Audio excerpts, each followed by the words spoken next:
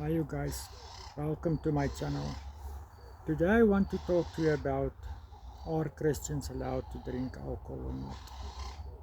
And the short answer is yes, Christians can drink alcohol.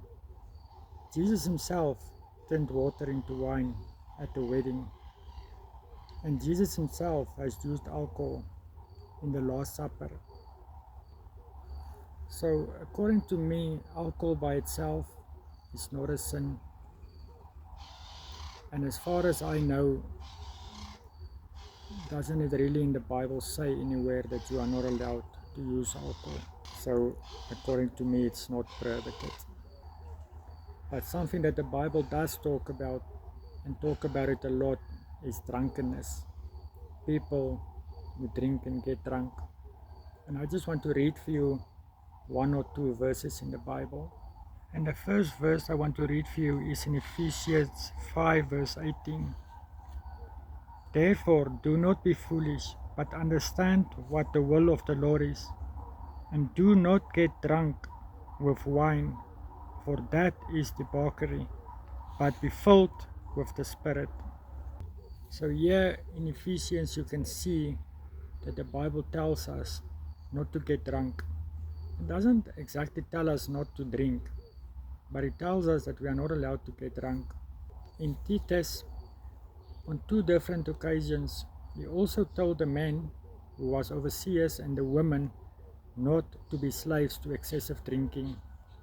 So again you can see that the Bible tells us that we shouldn't get drunk. We shouldn't drink so excessively that we get drunk from it. In Galatians 5 verse 21 and Corinthians 6 verse 10, it says the same thing again, and I also want to read that for you. Okay, in Galatians 5, I'm going to start reading for you from verse 18.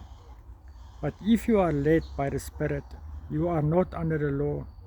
Now the works of the flesh are plain: impurity, idolatry, sorcery, enmity, strife, jealousy, anger, selfishness,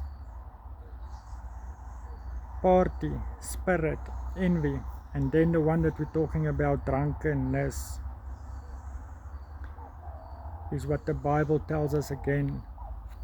He warns us, he tells you, I warn you as I warned you before, that those who do these things shall not inherit the kingdom of God. So here you can see again that the Bible tells us that when you live for drunkenness, if you drink until you get drunk and you do bad things while you are drunk, the Bible tells you directly that you will not inherit the kingdom of heaven. So now you can see there is definitely a difference between having a drink and being drunk. There's definitely a line drawn between the two, where I would say the one is still okay, but the other one is definitely a sin, and the Bible tells you it's a sin. Now you have this thing where they say some people are very light on fuel. This is people who can only have one drink, then they are drunk. If you can't handle alcohol, then you shouldn't drink alcohol, not even one drink. Because if you drink one drink and you get drunk, then it's wrong according to the Bible. And even when you drink and you cause someone else to stumble and fall, or you cause someone else to sin, then you should also not drink. Let's say you drink and now you become so funny and you're looking for trouble with everybody, or you making jokes and you make other people angry, or other people swear, or other people who wants to fight with you, then you should also not drink. If you can't drink and handle your drink and behave yourself, then you shouldn't drink anything, not even one drink. You must remember that drinking isn't something that you have to do. You don't have to do it. And if you have to do it and you can't live without it, then you have a problem. And then you should really seek help. And I just want to read for you another verse in 1 Corinthians 6, verse 12. All things are lawful for me, but not all things are helpful. All things are lawful for me, but I will not be enslaved by anything. And that's what I just told you now, that if you have to have a drink, then you have a problem. Because this is exactly what the Bible tells us now. When you can't live without something, when you have to have that one thing, when you are enslaved by something, that means you have a problem, and that means you must seek help. Go to a pastor, go talk to somebody and see if they can't help you to stop your excessive drinking. Because if you continue with this, I can almost promise you, it's not for me to judge, but from what I'm reading in the Bible, I can almost promise you that you will not inherit the kingdom of heaven. And the same thing goes for cigarettes and for drugs and for pills, anything like that. If there's anything that you use that dulls your mind, anything that make you like drunk, feeling drunk. I know there's some pills that you can drink that almost makes you feel like you have had some alcohol, and also weed and some other drugs does that. And if you use anything like that and you can't live without it, then it's a sin, then it's wrong. And that is exactly what we've read now in 1 Corinthians, what you shouldn't do, that you shouldn't get enslaved by anything, that you must always think clearly and always stay away from all of these bad things for you. If any of these things that you use causes you not to think for yourself or causes you not to say no, then it's wrong. Then you should know it's wrong. If you cannot live without a substance that's controlling you,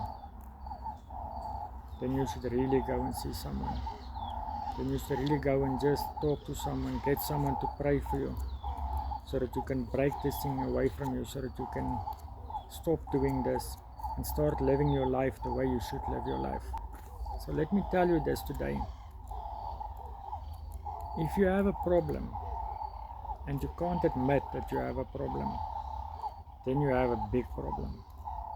Because I can promise you this, even the biggest alcoholic, even the biggest drug user, biggest smoker, whoever in the world, they all know what they are doing. And they know it's wrong. They just don't say it. Because if they say it's wrong, then someone is going to tell them to stop. And that's the problem. That's why they will never say that they are alcoholic. That's why they will never say that they are drinking too much and that they are drunkards. Because if they say this, then someone is going to tell them to stop. And they don't want to stop. And I can tell you now, if you don't go and speak to someone, and if you don't get control over this, it's going to lead to reckless living. And when you start living recklessly, then you're going to start sinning. And when you start sinning, you'll have a problem again with the kingdom of heaven, because you will not inherit the kingdom of God. And when you start sinning and doing all these bad things, you are not sober-minded. And when you are not sober-minded, you open the gate for the devil, who walks around like a roaring lion, who wants to devour you. We've read this in the Bible, how the devil goes around and how he wants to devour the children of God. And if you keep on with your drinking, if you keep on with your smoking, with your using of weed or drugs, the devil will definitely devour you. And I just want to read for you 1 Peter 5 verse 8. Be sober, be watchful. Your adversary, the devil, prowls around like a roaring lion, seeking someone to devour.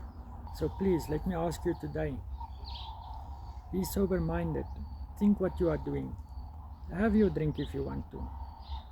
But if you can't handle it, and if you get drunk from it, I want to ask you, rather leave it. You don't need it.